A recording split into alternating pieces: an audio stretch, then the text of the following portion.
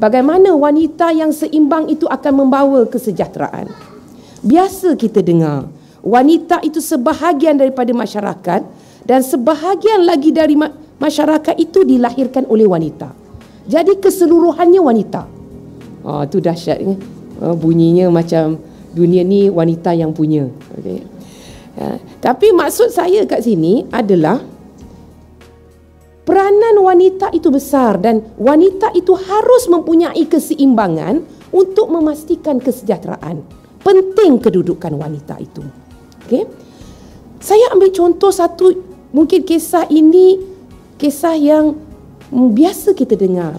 Bagaimana ibunya Ismail alaihi salam yang bernamanya Hajar. Kalaulah sebagai wanita dia tidak mempunyai keseimbangan emosi, keseimbangan akliyah, keseimbangan fizikal dan roh, dia boleh jadi gila ketika ditinggalkan keseorangan bersama Ismail. Namun luar biasa, seimbangnya dia, lalu dia melahirkan generasi. Bukan sekadar Ismail, dia melahirkan masyarakat di Mekah, masyarakat yang sejahtera. Kenapa saya memandang dari sudut sedemikian rupa? Kerana paling mudah, beliau tidak dihadiri bersama dia seorang lelaki yang bernama suami. Dia tak cerai kan?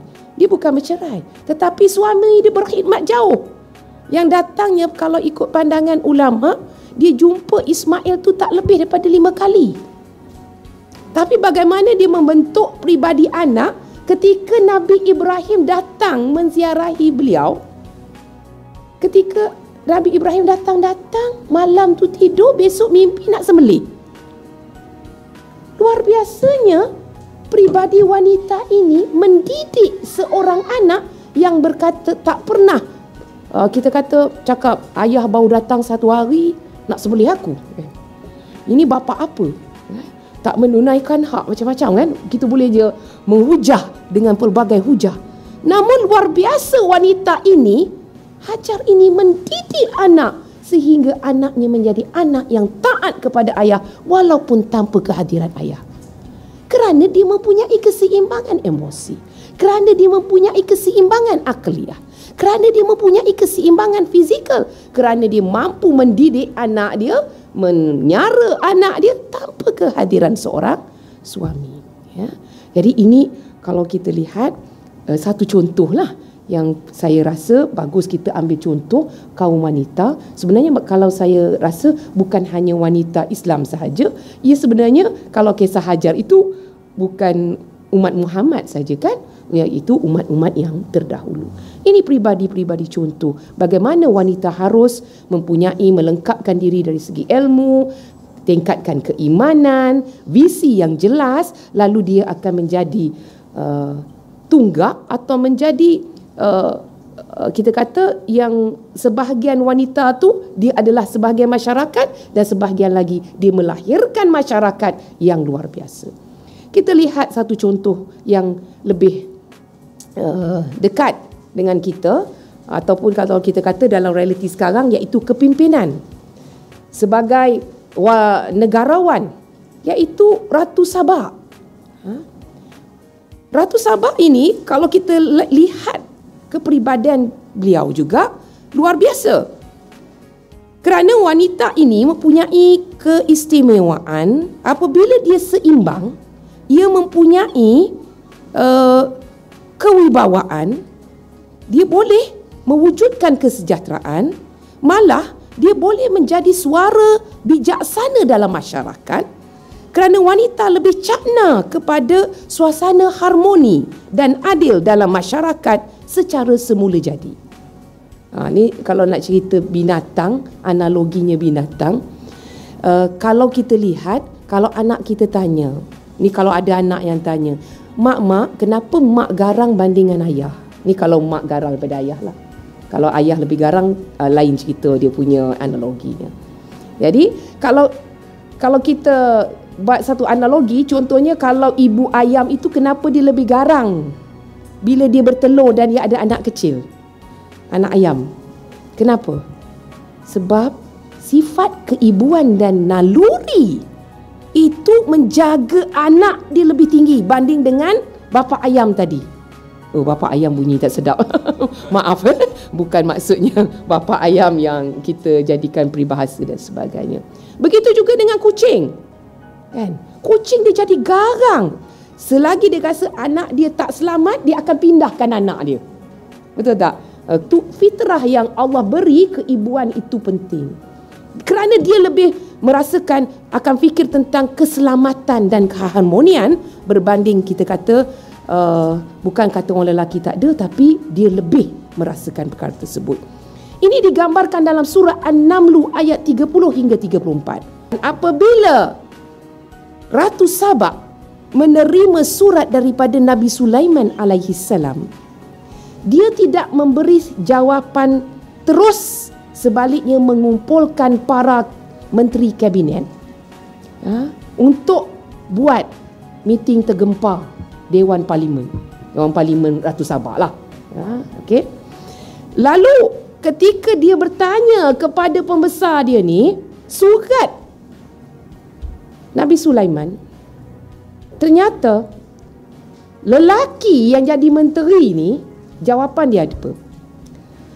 Kita adalah orang yang kuat dan gagah. Kita terkenal amat berani merempuh peperangan. Dan perkara itu, walau bagaimanapun, terselahlah kepadamu, makna kepada Ratu Sabak. Oleh itu, fikirkanlah apa yang engkau hendak perintahkan. Maknanya di syura, yang lelaki ni beri pandangan apa? Perang. Orang nak datang, perang. Namun luar biasa, ini semua dirakamkan oleh Allah. Perbualan Ratu Sabak ni, apa hikmah yang kita nak ambil? Jawapan Ratu Sabak yang luar biasa. Dia tidak menidakkan emosi kaum lelaki ketika itu. Dia cuba menyeimbangkan antara emosi dengan akal dengan menggunakan fakta sejarah. Lalu Ratu Sabak menjawab, laqad innal muluka idza dakhalu qaryatan afsaduha wa ja'alu a'izzata ahliha adillah wa kadzalika yaf'alun. Jawapan puteri ataupun Ratu Sabak ni luar biasa. Sesungguhnya raja-raja apabila masuk ke sebuah negara, mereka akan merosakkannya. Maknanya dia study sejarah. Kalau ada penaklukan, akan merosakkan negara tersebut. Sebab dia tak kenal Nabi Sulaiman ni siapa. Dan dia kata, dan Ratu Sabak mengungkapkan, mereka menjadikan penduduk yang mulia hina-dina. Maknanya apa? Kita boleh perang, tapi kita kena tengok fakta sejarah. Apa yang berlaku? Lalu dia mengajak menterinya berfikir. Lalu dia berkata, dengan demikian, yang aku akan perbuat adalah bukan sedemikian rupa. Jadi apa? Dia punya pandangan yang berbeza kerana sifat wanita yang kita nak jaga keharmonian tu tadi. Tapi dengan syarat, wanita yang pegang jawatan ni pun bukan emosi, dia seimbang. Dia sendiri adalah peribadi yang seimbang. Lalu, apa yang dilakukan sebagaimana kita maklum, dia menghantar utusan membawa hadiah. Nampak? Dia punya cara dia adalah bijaksana kerana menjaga rakyat, menjaga negara daripada kena perang.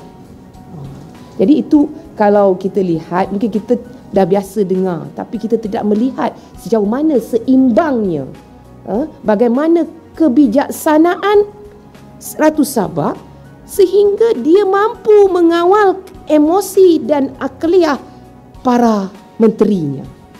Dia mampu untuk seimbang dari segi kepimpinan dengan fakta dan sejarah. Dia mampu menyeimbangkan diri dia sehingga dia membuat keputusan yang bijak sehingga mensejahterakan sebuah negara. Dan lebih luar biasa, apabila manusia itu seimbang, insya-Allah dia beriman. Apabila dia seimbang, insya-Allah dia beriman. Ini yang berlaku pada Ratu Sabah yang akhirnya dia beriman kepada kita katakan kerasulan Nabi Sulaiman alaihi salam. Oleh itu, hadirat dan hadirin yang dirahmati Allah,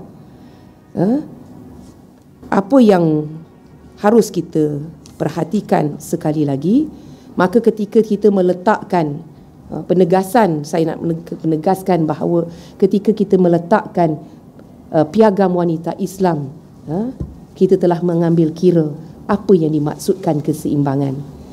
Sebagaimana yang disebut, yang kita nak bahawa kita nak iktiraf prinsip equality dan equity, kesamarataan dan kesasamaan. Kita tak nak kalau orang lelaki buka baju, orang perempuan pun buka baju di halayak ramai. Bukan itu dimaksudkan. Kita kena pastikan bahawa lelaki dan wanita diberi peluang hak yang sama dalam semua perkara, kerana tapi perlu dilihat kesasamaan dengan mengambil kira fungsi biologi, peranan dan kemampuan serta kekuatan yang dipunyai oleh wanita. Media Wanita Ikram.